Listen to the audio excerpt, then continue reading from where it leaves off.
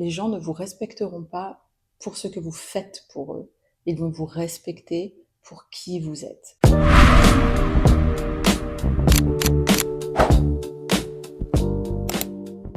S'il vous arrive souvent de dire oui alors que vous aviez envie de dire non, il est possible que vous soyez ce qu'on appelle un people pleaser, c'est-à-dire quelqu'un qui fait absolument tout pour plaire aux autres, peu importe s'il doit s'oublier. Peut-être qu'il vous arrive de vous retrouver dans des fêtes où vous avez été invité mais que vous ne comptiez vraiment pas aller, mais vous êtes là quand même.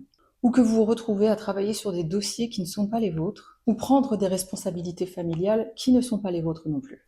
Mais pourquoi on se fait autant de mal? C'est une question que j'ai vraiment bien étudiée parce que je suis une ancienne people pleaser, grande championne, jusqu'à ce que je m'intéresse à l'élégance et que je comprenne qu'être élégant, ça veut dire certes être capable de mettre l'autre à l'aise, mais ça ne veut pas dire servir de paillasson et ne pas se respecter soi. Il m'a fallu d'abord comprendre pourquoi on en arrive là. Pourquoi on dit oui alors que notre corps tout entier dit non? On a envie de dire non. Eh bien, d'un point de vue psychologique, c'est tout simplement la peur d'être rejeté et le besoin d'être accepté socialement. En tant qu'être humain, on a un besoin absolument vital d'être accepté par l'autre, de se sentir aimé et d'être intégré. Et d'ailleurs, la neuroscience démontre que le rejet social est perçu par le cerveau comme une douleur physique. Et comme ma niche, vous le savez si vous me connaissez, c'est les femmes, d'un point de vue sociologique, souvent les femmes, on les éduque de manière à leur faire comprendre qu'elles doivent être des facilitatrices. Elles doivent faire plaisir, elles doivent servir, elles doivent se sacrifier. Et c'est fait à un tel point que beaucoup de femmes ne savent pas se mettre des barrières. Parce qu'elles pensent mal faire si, à un moment donné, elles ne se sacrifient plus. Sauf que le sacrifice, c'est bien, mais si on finit par transgresser nos propres principes, là, c'est toxique. C'est pas bien du tout, c'est délétère, c'est destructeur. Une fois que j'ai identifié les raisons pour lesquelles je voulais plaire à tout prix, il a fallu trouver une solution pour savoir comment faire pour enfin fixer ses limites. Donc il y a 7 points à retenir. Premièrement, lorsqu'on est confronté à une décision à prendre et qu'on a envie de dire non, il faut se donner un temps de réflexion. On n'est pas obligé de répondre sous la pression maintenant. Peu importe le degré d'urgence de la personne, un collègue qui arrive avec un dossier et qui hurle, qui est en panique, aide-moi, aide-moi, aide-moi, aide-moi, on peut tout à fait dire, laisse-moi 2 minutes, je te reviendrai. Donc ça, c'est numéro 1, ne pas répondre sous la pression. Numéro 2, être clair dans sa réponse. Il faut éviter d'être vague, parce que 1, ça laisse de la place à la négociation, parce qu'il y a des gens qui prennent le non pour un challenge et ils pensent que le non ne veut pas vraiment dire non. Euh, et aussi pour éviter les relances. Parce que si vous restez vague et que vous dites je me débarrasse de la personne juste pour 1 minute ou 2 ou pendant un jour elle va me laisser tranquille, elle va forcément revenir avec sa requête. Et vous voulez être tranquille dans votre esprit du moins. Donc ne soyez pas vague, n'hésitez pas à être honnête, à être clair dans votre réponse. Numéro 3, la justification n'est pas nécessaire, pas toujours. On veut souvent se justifier, donner une bonne raison, que la personne comprenne pourquoi on n'a pas envie, parce qu'on n'a pas envie d'offenser, on n'a pas envie de blesser. Mais parfois, trop se justifier peut nous faire paraître comme quelqu'un qui ment, ou qui en fait un peu trop.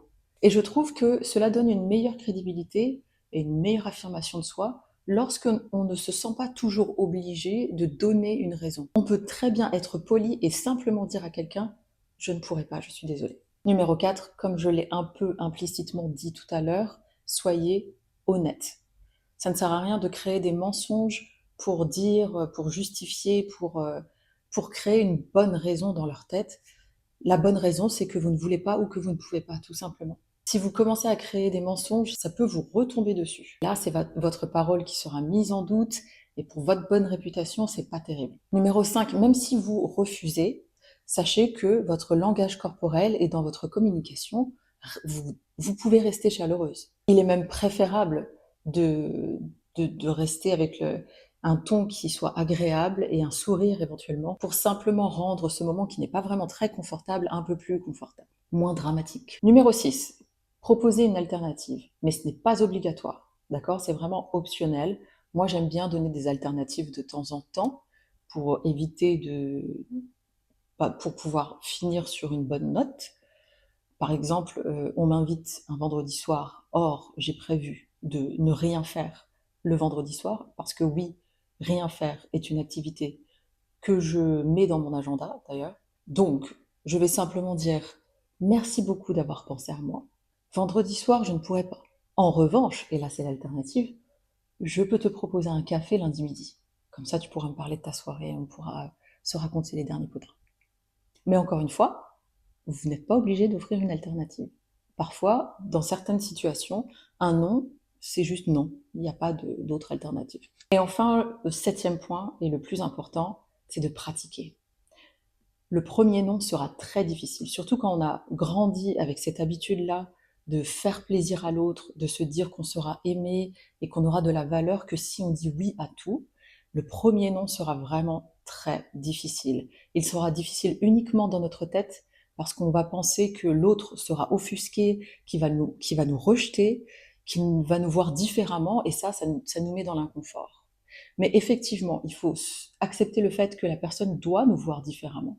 Elle doit plus nous voir comme quelqu'un qui n'a absolument pas de barrière, qui dira oui à tout. Elle sera peut-être surprise, mais vous avez deux cas de figure. Et en général, c'est le premier cas de figure qui arrive, c'est-à-dire, premier cas de figure, la personne va être surprise, mais elle va respecter votre choix. Elle va voir en face d'elle quelqu'un qui pose ses limites, qui a des standards et qui se respecte.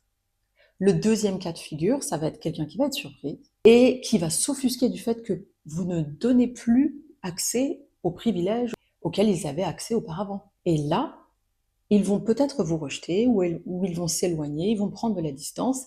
Et j'ai envie de vous dire, ça c'est tant mieux. Parce que vous voulez avoir dans votre entourage uniquement des personnes qui vous aiment pour ce que vous êtes et non pas pour ce que vous pouvez leur apporter. Vous aurez un environnement fait de personnes saines, finalement. Et vous aurez l'esprit beaucoup plus léger. Le premier non sera très difficile, je vous l'accorde. Mais une fois que vous l'aurez fait, vous allez voir qu'en face de vous, il n'y a pas tant de rejet que ça.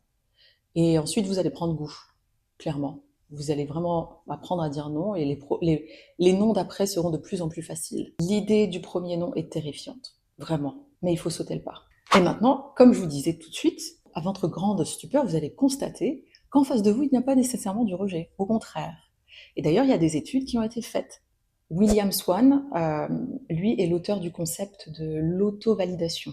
Comment ça fonctionne? Les gens finissent par vous percevoir de la même manière que vous vous percevez. Si vous vous traitez comme une option ou comme une ressource inépuisable qui ne se tarit jamais, les autres vont vous utiliser comme une option et comme une source intarissable. Donc je dis souvent aux jeunes filles, si vous vous comportez comme une épouse, d'accord, que vous donnez tous les privilèges à un homme d'une épouse sans avoir un signe d'engagement, sans avoir une bague, et que vous faites parce que vous vous dites plus je vais en faire, plus je vais pouvoir lui montrer, lui prouver que je serai une potentielle bonne épouse, là il va m'épouser. Ça ne marche pas comme ça. Au contraire, il continuera de vous utiliser comme une épouse sans pour autant s'engager. Autre exemple, si plutôt que de partir quand quelqu'un vous a posé un lapin et ne vous prévient même pas, vous restez et que vous attendez, ça fait 1 heure, il arrive avec 1 heure de retard, eh bien cette personne-là, les prochaines fois, ne se gênera pas de venir en retard sans vous prévenir. Si cette personne arrive et voit que vous n'êtes plus là, elle va forcément vous contacter et là vous pourrez lui dire, bah écoute, je t'attendais, je n'ai pas entendu de tes nouvelles, j'avais des choses à faire, donc je suis partie, on peut remettre ça une autre fois. Et là, croyez-moi que la prochaine fois, la personne sera là. Ou au moins vous préviendra. Il y a aussi une idée très intéressante. C'est du docteur Robert Glover. Il a écrit un livre qui s'appelle No More Mr. Nice Guy. Donc plus jamais Monsieur Gentil. Je vais vous lire une citation. Les personnes qui cherchent à plaire à tout prix ne sont pas réellement gentilles.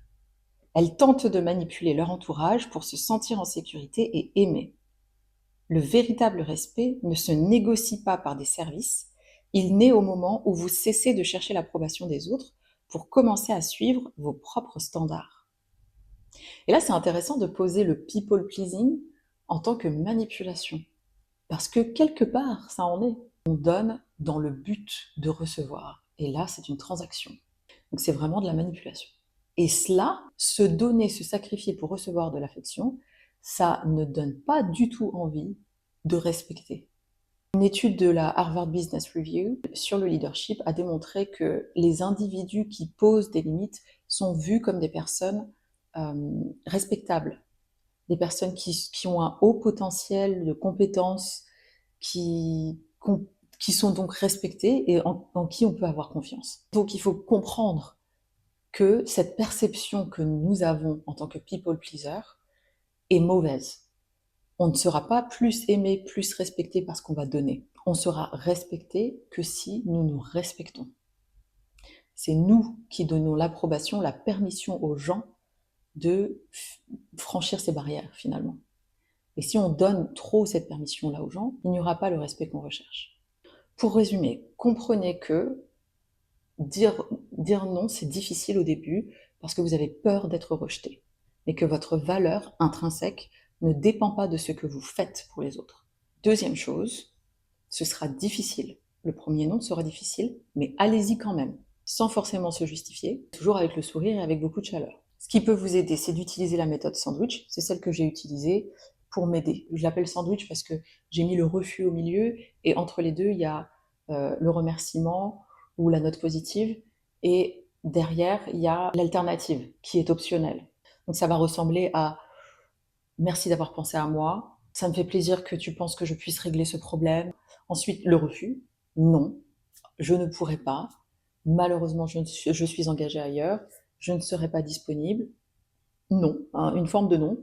Et ensuite, l'alternative, si la situation le permet. Et là, ça va être, je peux t'aider avec ce dossier-là demain à la première heure. Ou ça peut être, désolé, j'ai pas 100 € à te prêter, j'ai des tickets restaurant et je peux te faire un panier de courses, par exemple. Et surtout, souvenez-vous de ceci, les gens ne vous respecteront pas pour ce que vous faites pour eux, ils vont vous respecter pour qui vous êtes. Donc respectez-vous, vos propres limites et vos standards, et ils n'auront pas d'autre choix que de vous respecter aussi.